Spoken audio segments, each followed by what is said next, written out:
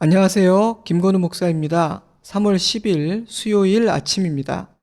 누가복음 묵상을 잠시 멈추고 시편을 묵상하고 있는데요. 3월 13일부터는 다시 누가복음으로 돌아가 남은 부분을 묵상할 것입니다.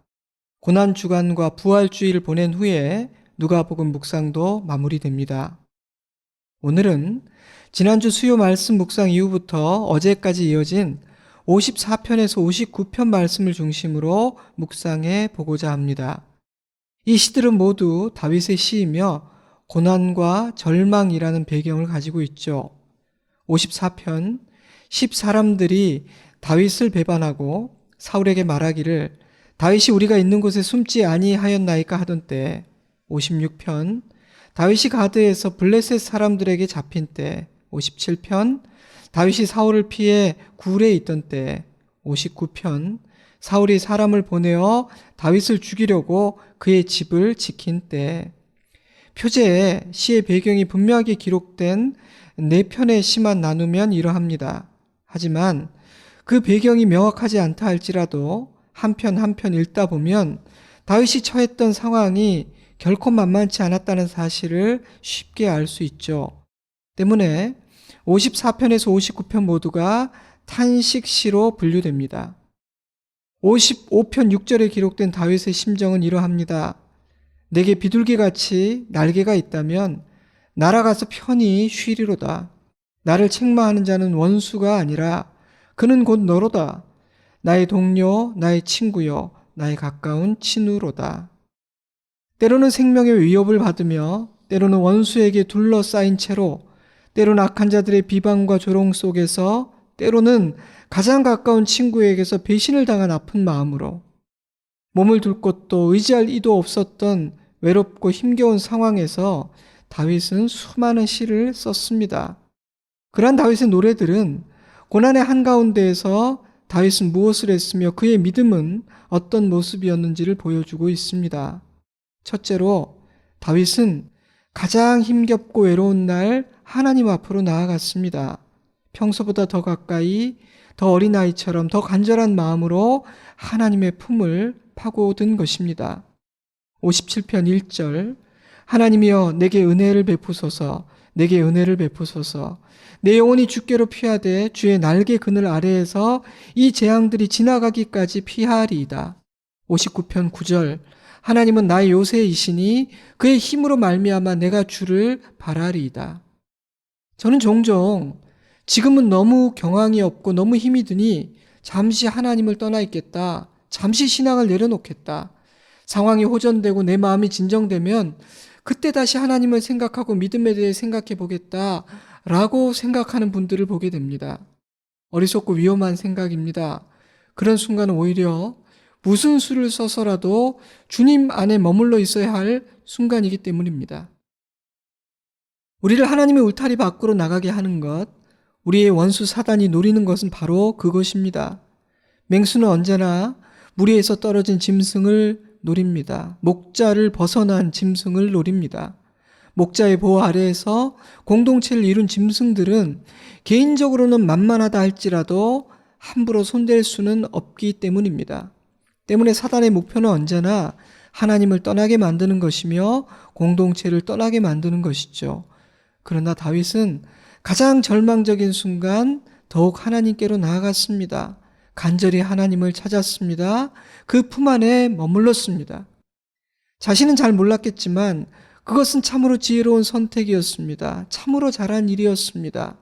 다윗의 인생 여정에는 탄식하고 절망할 수밖에 없는 순간들이 너무도 많았지만 부서지고 깨져버리지 않고 다시 일어설 수 있었던 결정적인 비결입니다. 하지만 목사님, 의지할 것도 의지할 사람도 없는 순간 그렇게 하는 것은 지극히 당연한 일 아닐까요? 누구나 그렇게 하지 않겠습니까? 아닙니다, 여러분. 절대 당연한 일이 아닙니다. 의외로 그렇게 하지 않는 사람이 아주 많거든요. 저는 의지할 만한 그 어떤 것도 남아있지 않기에 소망이요 구원 되시는 하나님을 붙들어야 할 절대절명의 순간임에도 불구하고 고난을 축복으로 역전시킬 수 있는 은혜의 문이 그 앞에 활짝 열려 있음에도 불구하고 하나님을 찾지 않는 수많은 사람들을 보았습니다. 구원의 동아줄이 눈앞에 있음에도 그 줄을 잡으려 하지 않고 피할 수 있는 안전한 요새가 눈앞에 있음에도 문을 열고 들어가지 않는 수많은 사람들을 보았습니다. 안타깝지만 대신 그 줄을 잡아줄 수도 대신 그 문을 열어줄 수도 없습니다. 그것은 각자가 스스로 해야만 하는 일이니까요. 그러므로 그 어떤 상황에서도 하나님을 결코 떠나지 않는 것, 오히려 더욱 하나님을 찾는 행위는 매우 중요한 믿음의 행동입니다. 그것은 결코 소극적인 믿음이나 작은 믿음이 아닙니다.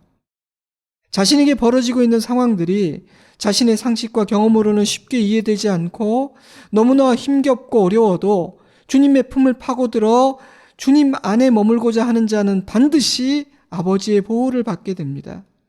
아무리 못난 자식, 부모를 속상하게 하고 실망시킨 자식이라 할지라도 부모는 자기를 찾는 자녀를 품어주지 외면하지 않습니다. 때문에 그들은 소망을 발견하게 됩니다. 그러므로 가장 절망적이었던 날 다윗이 하나님의 품을 파고들었다는 사실, 하나님과 대화했다는 사실은 너무도 중요합니다. 사랑하는 성도 여러분, 우리도 그러하기를 바랍니다. 둘째로 다윗은 기도했습니다. 그는 자신의 유일한 피난처여 도움이 되신 하나님께 부르짖었습니다. 그런데 그의 기도는 어떻게 구성되었습니까? 많은 구성 요소들이 있지만 두 가지만 말씀드리겠습니다. 첫째로 그의 기도는 아주 솔직한 탄식이었습니다.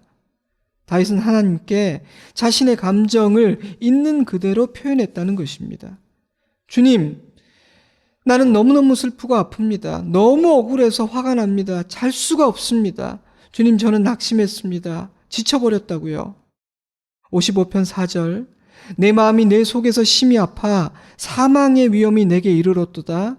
두려움과 떨림이 내게 이르고 공포가 나를 덮었도다. 56편 8절, 나의 유리함을 주께서 계수하셨사오니 나의 눈물을 주의 병에 담으소서. 이것이 주의 책에 기록되지 아니하였나이까. 다윗은 사람이 아닌 하나님 앞에서 자신의 감정을 숨김없이 있는 그대로 다 토해낸 것입니다. 저는 굉장히 중요한 일이라고 생각해요.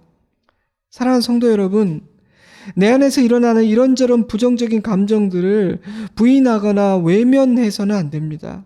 그러면 해결되지 않은 채로 내 안에 남아 서서히 나를 죽이는 독이 되거든요. 그런데 사람에게 토해내다 보면 후회가 되거나 또 다른 문제를 만들 수가 있습니다. 그러므로 하나님 앞에 나의 감정을 솔직하게 토해내는 것은 참으로 안전하고 지혜로운 일입니다. 사무엘의 어머니 한나가 그랬죠. 그녀는 하나님 앞에서 눈물 콧물 쏟으며 기도했는데 얼마나 솔직하게 자신의 감정을 드러내고 토로했는지 엘리 제사장이 지나가다 보고 낮부터 술을 마시고 취해버린 정신나간 여인인 줄 알 정도였습니다. 하지만 주님은 그러한 그녀의 기도를 들으셨고 그의 감정을 만져주셨습니다. 그녀의 마음은 평안을 되찾게 됩니다. 사랑하는 성도 여러분, 아버지 앞에 감출 것은 없습니다. 솔직하게 기도할 수 있는 것, 정리되지 않은 문장으로 감정까지 아뢰을 수 있는 것, 그것은 자녀의 특권입니다. 기도할 힘조차 없고 그 기도문을 정리할 정신조차 없는 그때 정리되지 않은 문장으로 내 모든 감정을 토할 수 있는 것은 자녀만이 누린 특권입니다. 사랑하는 여러분, 그 특권을 누리시기 바랍니다. 그렇게 기도하시기 바랍니다. 둘째로 그의 기도는 간구였습니다.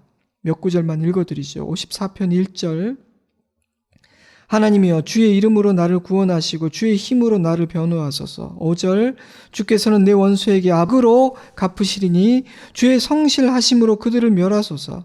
57편 2절, 내가 지존하신 하나님께 부르짖으며 곧 나를 위하여 모든 것을 이루시는 하나님께로다.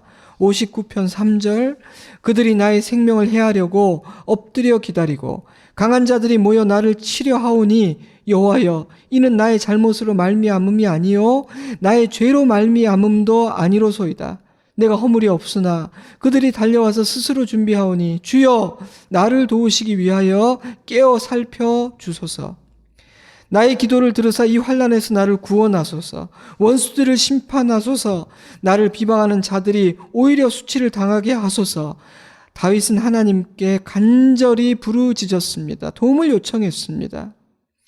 인생의 여정에서 저와 여러분 모두는 높은 산과 깊은 골짜기를 만나게 됩니다. 우리를 낙심시키고 이번엔 정말 안 되겠구나 포기하고 싶은 마음이 들게 하는 수많은 난관들이 우리 앞에 다가옵니다. 그런 마음이 들 때 여러분은 다윗처럼 간절히 기도해 보셨습니까?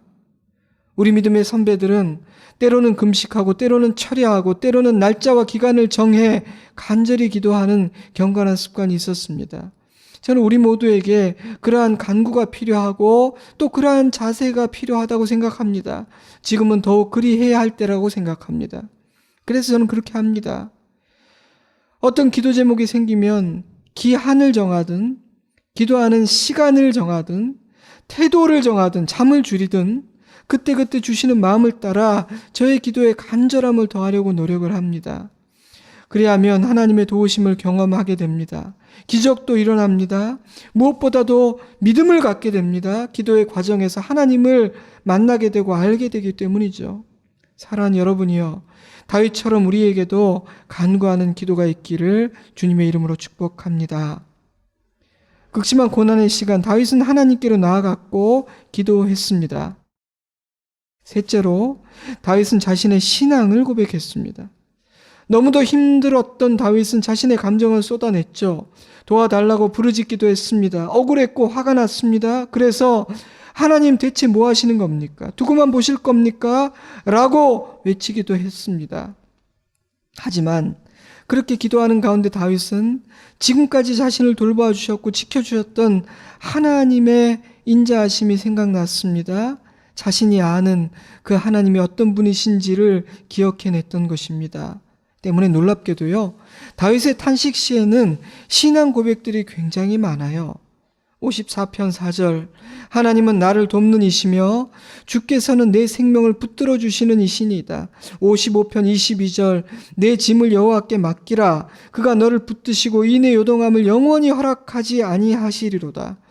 주께서 그들로 파멸의 웅덩이에 빠지게 하시리이다. 피를 흘리게 하며 속이는 자들은 그들의 날에 반도 살지 못할 것이나 나는 주를 의지하리이다. 56편 4절, 내가 하나님을 의지하고 그 말씀을 찬송하올지라. 내가 하나님을 의지하였은즉 두려워하지 아니하리니 혈육을 가진 사람이 내게 어찌하리이까. 59편 9절, 하나님은 나의 요새이시니 그의 힘으로 말미암아 내가 주를 바라리이다. 나의 하나님이 그의 인자하심으로 나를 영접하시며 하나님이 나의 원수가 보응받는 것을 내가 보게 하시리이다. 아멘. 놀랍게도 다윗의 탄식 시에는 주옥과 같은 신앙 고백들이 가득합니다. 하지만 목사님, 너무 힘들어 죽게 생겼는데 낙심하고 절망했는데 어떻게 신앙 고백을 합니까? 신앙조차 흔들리는데요.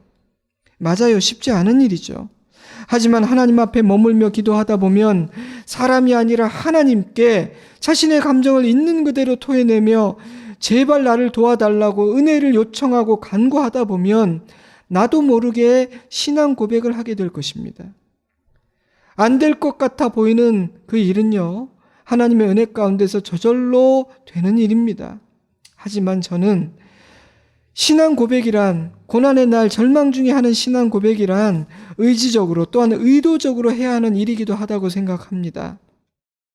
어려움이 있을 때면 저는 시편 23편을 비롯한 제게 주신 약속의 말씀들을 소리내어 읽으며 저의 신앙을 확인하고 고백합니다. 저의 신앙 고백들을 저의 음성으로 녹음한 파일을 들으며 산책을 합니다. 그러면서 나의 하나님이 어떤 분이신지를 기억하고 저의 입으로 다시 한번 고백하고 선포합니다.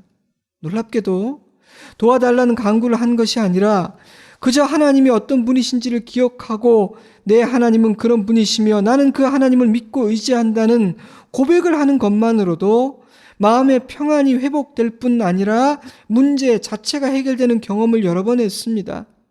때로는 신앙 고백의 과정에서 사단이 과장시켜 놓은 고난과 위험의 거품들이 사라져 버리기도 하더라고요. 내가 나의 원수를 과대평가했구나 라는 생각이 드는 순간 원수는 힘을 잃어버리더라고요. 사랑하는 여러분, 고난의 때에 신앙 고백을 하는 일은 정말 중요한 일입니다. 그러니 낙심이 되고 먹구름이 몰려올 때에 하나님이 어떤 분이신지를 생각해 보십시오.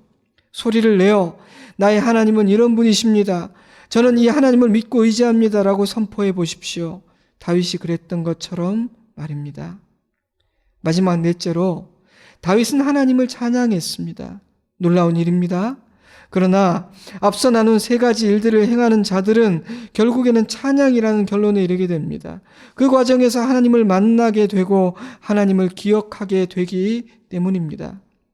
찬양은 하나님 안에 있는 자들, 하나님을 의지하는 자들이 부르는 소망의 노래이며 기쁨의 노래입니다. 때문에 찬양은 자기 힘으로 무엇인가를 해결해 보려고 동분서주 뛰어다닐 때는 나오지 않습니다.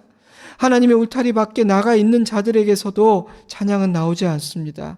찬양은 오직 고난 중에도 하나님 안에 머무른 자들, 하나님께로 나아가는 자들만이 부를 수 있습니다.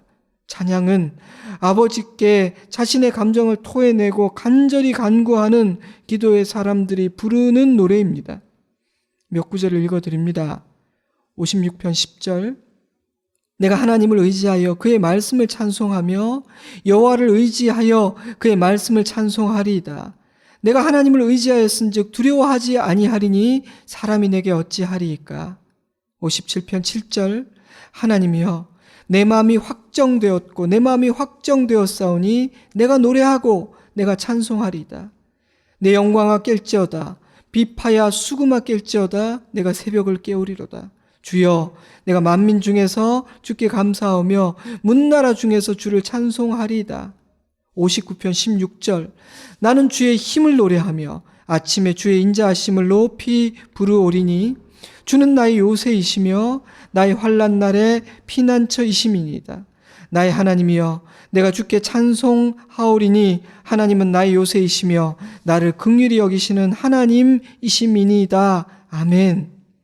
저와 여러분에게도 오늘 이 아침 이러한 찬양이 있기를 바랍니다.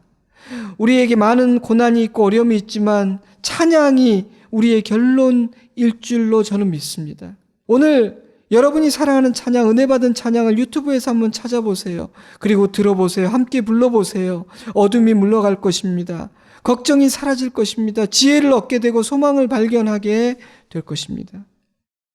말씀을 정리하겠습니다. 오늘 우리는 54편에서 59편 말씀을 묵상하였습니다. 모두가 고난과 절망이라는 어둡고 힘겨운 배경에서 쓰여진 다윗의 시입니다. 가장 힘겹고 외로운 날 다윗은 하나님 앞으로 나아갔습니다. 그러나 하나님의 밖으로 나아가지 않았을 뿐 아니라 아버지의 품으로 파고들었습니다. 또한 다윗은 기도했습니다. 아버지께 자신의 감정을 있는 그대로 가감없이 솔직하게 아뢰었고 도움을, 은혜를 요청했습니다. 다윗은 자신의 신앙을 고백했습니다. 그리고 하나님을 찬양했습니다. 그런 과정들을 통해 다윗은 소망을 되찾았습니다. 다시 힘을 냈습니다. 그래서 이 탄식시의 끝은 찬양과 신앙 고백으로 끝이 납니다. 오늘 우리에게 주신 이 말씀이 우리 안에서 그런 일을 행하실 줄 믿습니다. 여러분, 이제 잠시 눈을 감고 내게 주신 하나님의 음성을 들으시기 바랍니다. 그리고 다윗처럼 아버지의 품으로 나아가 솔직하고 간절하게 기도합시다. 우리에겐 기도 제목이 많잖아요. 사실 지금은 날짜를 정하든 시간을 정하든 잠을 줄이든 음식을 끊든 그렇게 특별히 기도할 때입니다. 또한 오늘 이 아침 나의 신앙을 분명하게 고백하는 은혜가 있기를 바랍니다. 그리고 하나님을 찬양하는 은혜 주시기를 바랍니다. 이제 잠시 묵상과 기도의 시간을 가지세요. 저는 주일에 뵙겠습니다. 오늘도 승리하세요. 샬롬.